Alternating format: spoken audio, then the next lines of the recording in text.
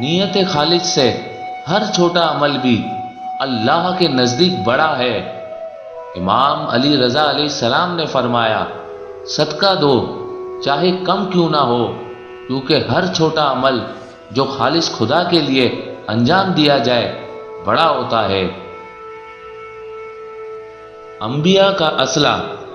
حضرت امام رضا علیہ السلام اکثر اپنے اصحاب سے کہتے تھے، تم ہمیشہ انبیاء کے اسلحوں سے مسلح رہو۔ کسی نے سوال کیا کہ انبیاء کا اسلحہ کیا ہے؟ آپ علیہ السلام نے فرمایا، دعا۔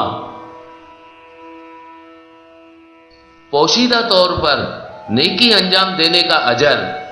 امام علی رضا علیہ السلام نے فرمایا، نیکی کو چھپانے سے اس کا اجر 70 گنا بڑھ جاتا ہے۔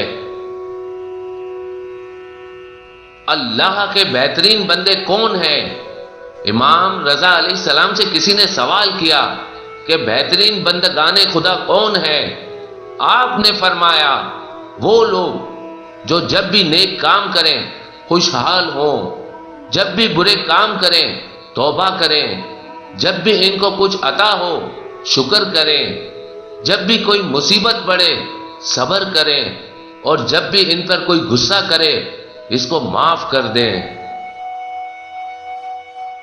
واجبات کے بعد سب سے اچھا عمل۔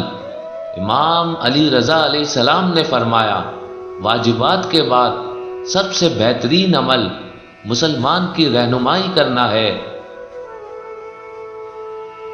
توبہ۔ امام علی رضا علیہ السلام نے فرمایا، توبہ کرنے والا ویسا ہی ہے جیسے اس نے گناہ نہ کیا ہو۔ امام علی رضا علیہ السلام نے فرمایا، ایمان کے 4 رکن ہیں: خدا پر توکل، مرضی الہی پر راضی ہونا، امر الہی کے سامنے تسلیم ہونا، اور اپنے امور کو خدا کے سپرد کر دینا۔